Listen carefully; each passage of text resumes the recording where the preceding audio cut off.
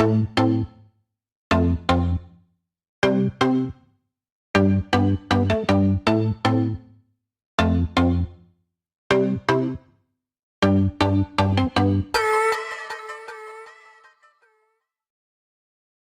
yakshanba, Amerikada onalar kuni va mana shu zo'ntikli joy deb aytdim.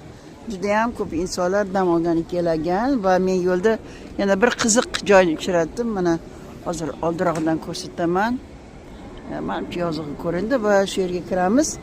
Aytishlaricha bu yerda hozir mashinalar qo'yilgan. Qanday mashinalar ekanligini birgalikda kiramiz va sizlarga albatta ko'rsatib gapirib berishga harakat qilamiz. Mana oldingi joylarini ham hatto ochib qo'yishibdi. Shunday o'tib boramiz. Bu kattagina pikap mashina ekan, ya'ni yuk tashisa bo'ladigan mashina. Hatto mana tepasiga shuni ham qo'yish mumkin. Hozir shunday aylanib bu mashinani ichiga o'tirsangiz ham bo'ladi. Kelinglar, ichini ko'rsatamiz. Ichi kojada mana charm salon. Ichki ko'rinishi albatta kompyuter. Menimcha tepasi ham panorama ochiladigan. Mashinaning nomi mana shunaqa. Va hozirgi kunda aytishyapti, bu Tesla'ni raqobatchisi deb aytishyapti. Mana buni hatto shunaqa bir nimaga taqiladigan nimalarni ham qilishgan, har xil ko'rinishda. Menimcha narxi ham bor ekan. Narxini ham ko'rishimiz mumkin. Hatto suv ichish uchun termoslar ham bor. Mana bu ranglari. Bu mana yozilgan Rivian deb yozilgan maykasi va krujkachasi, menimcha ovqat soladigan. Surati va bu mashinaning ichki saloni. Ichki salonini siz qanday rangda qilishingiz mumkinligi bor. Ranglarini ham tanglab olishingiz mumkin mana shu yerdan. Bu ichki saloni. Bu esa mana ustkisi, ya'ni tilla qo'ng'iz deb ham deyiladimi, oq. Bu kurrang yaltiroq qora, kulrang, qizil va ko'k. Ya'ni ustini mana shu ranglarda tanlab olishingiz mumkin. Buyurtma berishingiz mumkin. Bu ham mana shu mashinadan. Hozir ichki salonini ko'rsataman sizlarga. Mana Rivian deb yozib qo'ygan mashina. Va albatta oldida katta kompyuteri. Bu hozir ichiga balkim o'tirib ko'rsatarman. Bu o'rindiqlari charmdan. Mana bu ichki salonini ham balkim ochib ko'rsataman sizlarga. Ochdim eshigini. Mana bu ham orqa o'rindiqlar va bu 3 qatorlik. Mana ya'ni orqasida ham o'tirsa bo'ladi. Orqasida ham joy bor. Mana shunaqa qilingan. Oldida va nimada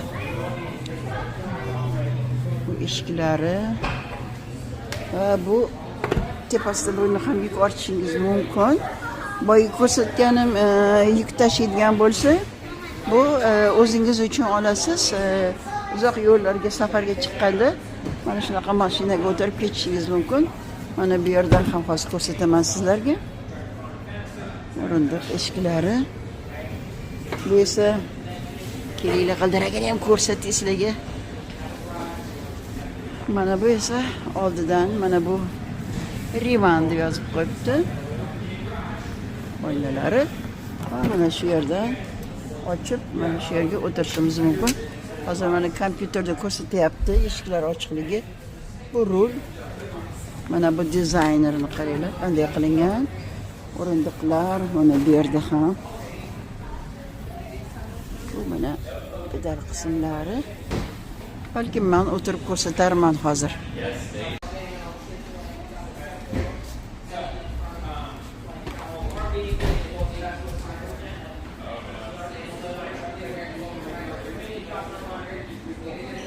Mashina 2902 2009 yildan beri chiqa boshlagan, lekin 2021dan keyin juda ham mashhur bo'lgan. Ya'ni Tesla'ning Cybertruck degan mashinasi bor. Shunga raqobat bu mashina. Mana men boya balonlarni yana bir marta ko'rsataman. Buni balonlari aynan shu tog'li nima deydi, mashinalar chiqishi qiyin bo'lgan joylarga chiqadi. Biz esa hozir birgalikda ichini ko'ramiz. Ko'rsating ichini. Mana ruchkani qanaqa ochamiz? Qani ko'rsating, yoping eshikni. Yopdik, ruchkani yopamiz. Ruchkani ochish ko'rsatamiz. Bosing. Mana ruchka ochildi.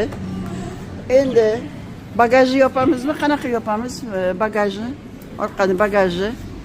Bu Cybertruck umuman Tesla mashinalarini qirib, mashinani nima deydi, ko'rinishini buzib ketilyapti, lekin shuning uchun ko'pchilik hozir mana shu eminni aynan mana shu Rivani mashinasini xarid qilishga nima desa ekan, harakat qilishyapti. Mana shunaqa gaplar. Men ozgina bo'lsa ham mana shu mashinaga qiziquvchilar uchun ko'rsatdim. Mana g'ildiraklari.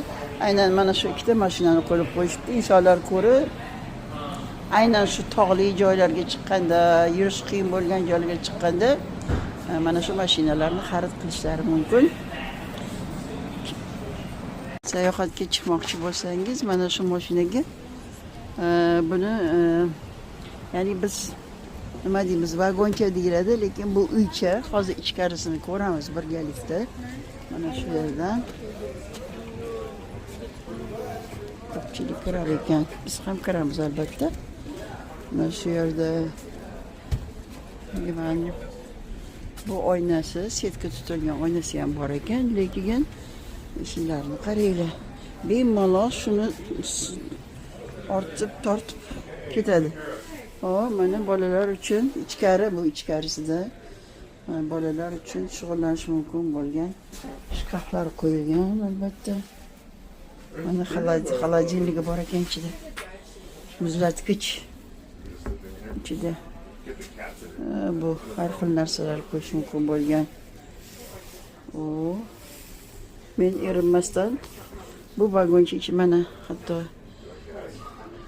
salfetka, chiqindi tashiydiganlar, mana bu va ichkarini ko'ramiz. Mana bu yerda o'tirib dam olib ketish uchun divan, stolcha, mana bu yerda kitob ham qo'ysa bo'ladi menimcha. Bu ranglari va bu yerda mana shu mashina yo'lda televizor, tepada xolodilnik, konditsioner, chiroq, bolalar uchun o'ynaydigan shkafchalar, mana stulchalar. Uy, nima desa ekan, bir xonali uy, oynalari ham bor, setkalar tutilgan. Bemalol uy deb aytsak ham bo'ladi. Ya'ni shu mashina bilan yo'lga chiqqaningizda uzoq safarga mana shu vagonchani, shu mashinani orqasiga qo'yasiz va bemalol ketishingiz ham mumkin. Hammasi hisobga olingan. Mana konditsionerlari, bu oynalari qarang, setka tutilgan. Bu tarafda ham oyna. Mana bu shu mashinaning ranglarini qo'yib qo'yishibdi. Qaysi rangda siz xohlasangiz buyurib berasiz. Bu boyga aytgandek ichi. Ko'rinishi mana oddiy uycha. Bu yerda ham mana shu havo kiradigan joy. Mana uycha, oddiy bir uycha, lekin buni safarga chiqqaningizda bu juda ham qo'l keladi. Albatta mana shu eshiklari ekan, qarang, eshiklari ham ajoyib. Men mana shu ko'rsatkichlarini ko'rsatyapman sizlarga va mana ochiq holida ham ko'rsataman bu ichisi. Bu elektromobil avtomobili. Boyga aytganimdek, Tesla'ning konkurentlaridan bittasi hozirgi kunda.